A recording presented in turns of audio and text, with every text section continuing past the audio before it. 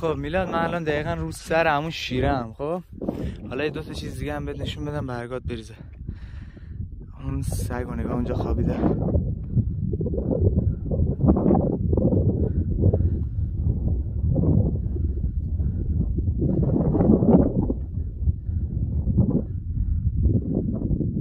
اون سگه، این هم اسکلت آدم.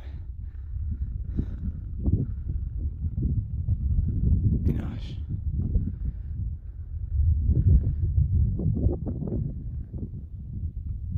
سگو میمونه دقیقا رو همون جای قبلی. اینجا هم یک گذرگاه آب بوده دیگه، اینجا که سگ اونجا خوابیده.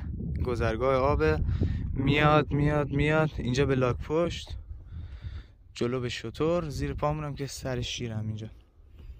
اینم رودخونه بوده. از اینجا رودخونه از اون ور می اومده، اینم میره همینجوری پایین دیگه.